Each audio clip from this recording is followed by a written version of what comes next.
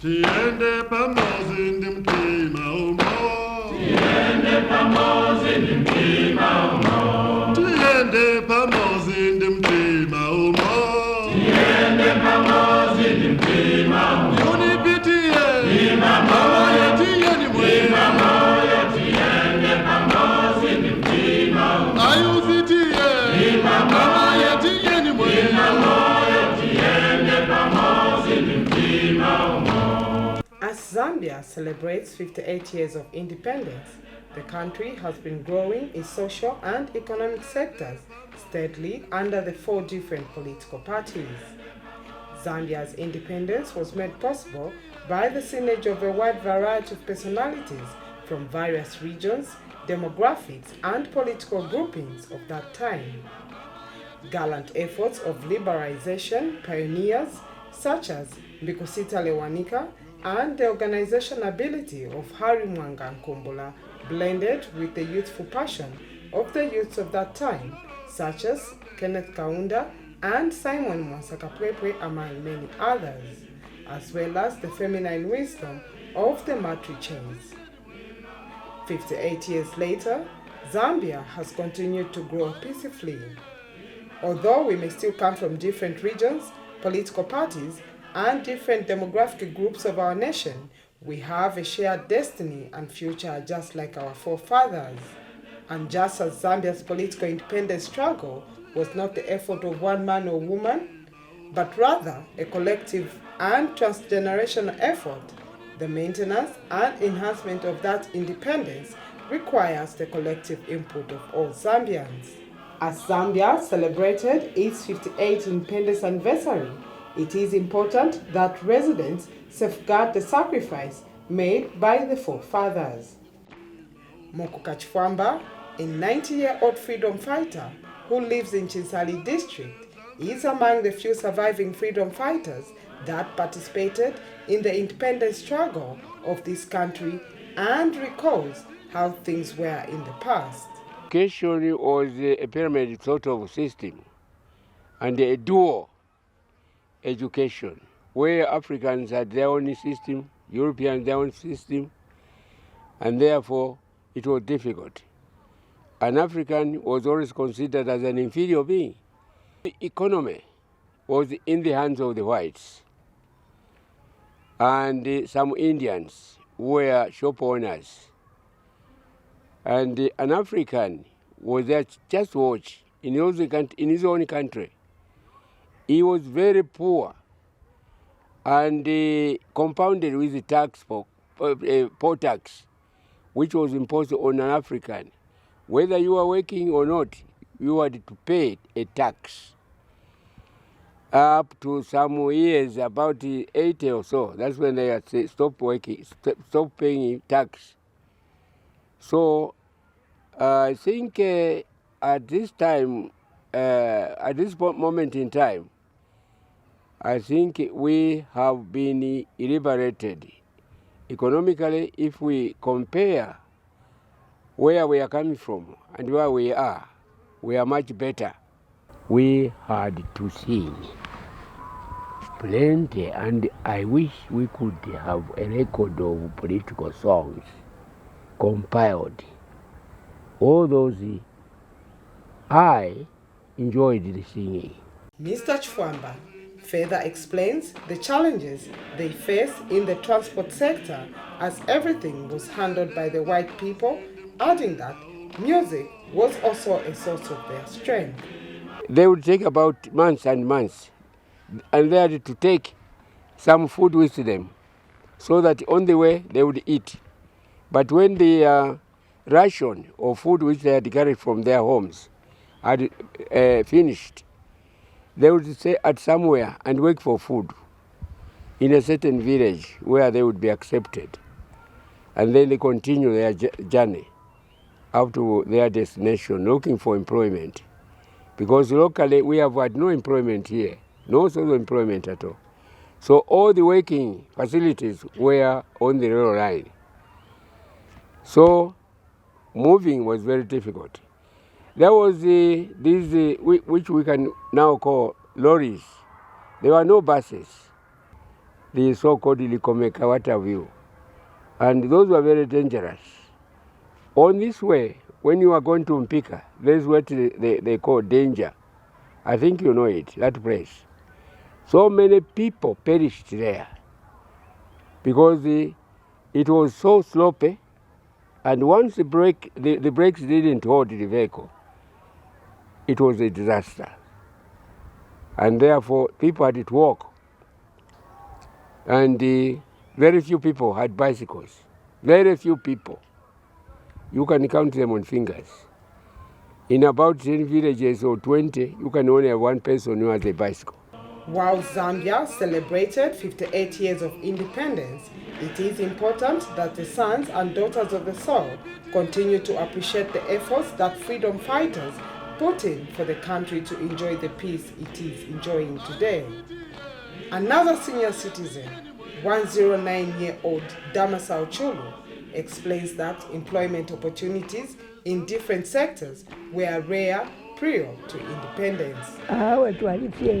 Fue bana kashibanga batatu miji kamwe na meli semugulusa na ine banga elio ababa bakudile uko kushiti pamo bano kikasomo na bafuleti liti bulaiti na balupeni bali kuchinsonto kubalupeni benepo bali batuntulu bakasomo balifua.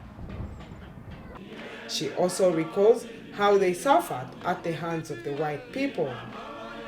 Achulile ngani twalela mumpanga isikupye shingi twalela panso kwa titulina mashia mumpanga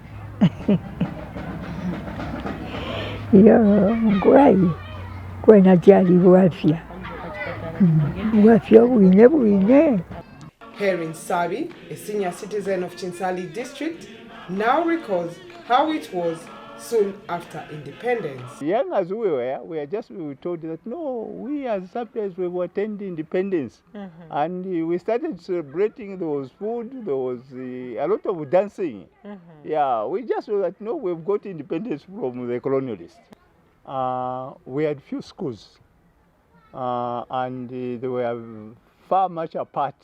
So learners would have to walk a long distance, to access education. And it was not easy because some were shifting from home back to school, just like that. There were big, wicked borders. And that was very discouraging to some. But those who endured and persevered, they ended their education. Born on 20th February 1951 in Chinsali, Muchinga province of Zambia, Chilofya Kapwepwe, the third-born daughter of a well-known freedom fighter, Simon Mwansa Kapwepwe, an environmental activist, once a politician and a health worker, now shares what it was like growing up as a young girl. We loved our father, but he was such a busy person. We were lucky that we had a stabilizer in the sense that our mother was a very, very strong woman. And she also believed in what my father was doing as a freedom fighter. Because every time my father, we were lucky enough to have him, like in the evening, my mother being a daughter of a reverend, would sing church songs, and he would talk to us about how we are going to have independence, how eventually this country will belong to us. So that the few times that we saw him and he was able to talk to us, he motivated us, encouraged us. And in part of the poverty that we were living in, he kept saying, one day you will have everything you want. So to us, not seeing him on a daily basis made up for the few times that we had, because we knew what he was doing. We knew he would be there for us when it was possible. So we enjoyed the few times that we had with him. But even after independence, especially when he was Minister of Foreign Affairs, again we hardly saw him because he was in and out of the country.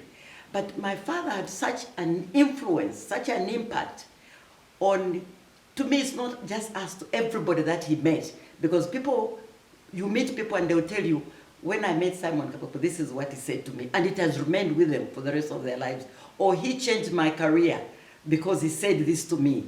You know, so he had such an impact. Even us as a family, we always listened to what he said. We always followed his advice, and he was a very strict father. Growing up, Miss Kapwepwe spent time with her maternal and paternal relatives. She shares her sentiments on family life and values. If I go back before independence, the families were very, very closely united as a unit. And there was, I think, that time what we call Ubuntu, where I did not know the tribes of the people that we lived next to. We knew them as neighbors.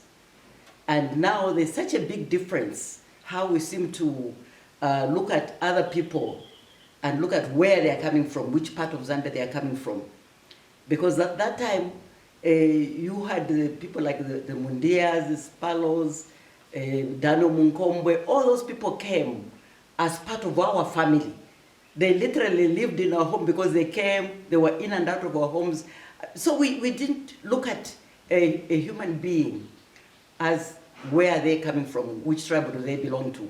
We were just Zambians with one common cause, that we get independence and we rule this country as Zambians. So we were very, very united. Even families were very, very united. We helped each other. You know, even in terms of food, you went to your neighbor and said, can I have salt? And they'll give you salt. And that is the life. The younger generation of today have not been left behind as they tell the Zambian independence story through poetry. Happy birthday, Mother Zambia! Happy birthday, Mother Zambia! It's not easy to have this freedom. We are lucky to have a current government. Therefore, our dear parents, head of departments, and teachers and fellow pupils, let us support the government so that we can rock at the door of our theme for this year's Independence Day celebration. Zambia got its independence not easy, but with a lot of struggle. Many lives were lost. Children remained orphans, women remained widows, and our fathers remained widows. Just to get this independence, we're proud of today. Today, I'm standing here with my head held up because I'm finished. Independence has brought about freedom, and I mean total freedom. I can choose my own career, my own job, my own clothes to wear, and indeed where to live. Thank our freedom fighters who brought it out like. Thank you for making our nation free at last. To the youths and other ordinary people, Zambia's independence has been taught to them in different forms. After our forefathers had to fight for us, for independence, there are a lot of developments. Yeah, they have brought in skills where youths, at least, they're gaining much knowledge. Yes, so far it's a good development, so to say. By then, before independence, people had no schools. So in this era, at least people are able to go to school freely, and they also brought in some good free education. So at least we acquire much knowledge. Sure, it's better than the way it was back then. Actually, it was a bad moment, so to say. Yeah, the stories which we hear, they sadden us. So with the development that we see now, people could buy through windows. Yeah, but right now people are just really moving up, and they purchase products in shops. Sure, they're at liberty. We have freedom, and we're able to access whatever we want. Sure, we're not limited to purchasing any product at the moment.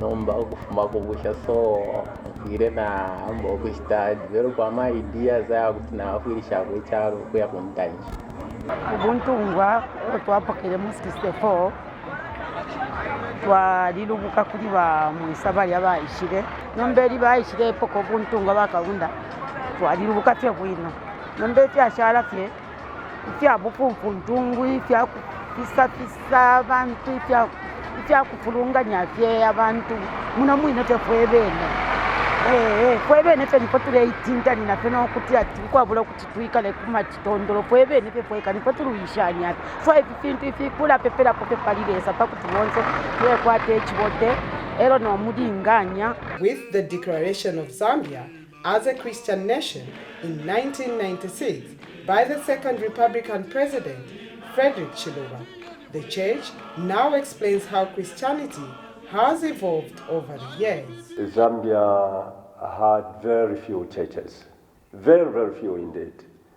Few denominations were there. But over the years, we have seen many churches coming on board, ministries coming on board, and not only that, churches are doing a lot of things. They came, most of them, with schools, and they came with hospitals. These two things mostly accompanied the churches which came. And over the years, with the coming of many churches, we see many churches coming up with schools, coming up with hospitals, nursing schools, things of that kind. And today, some churches have been involved in agriculture, they are doing some farming. It is of great importance that as the nation marks 58 years of liberalization, young people should emulate the selfless spirit of the forefathers who fought for the freedom of Zambia.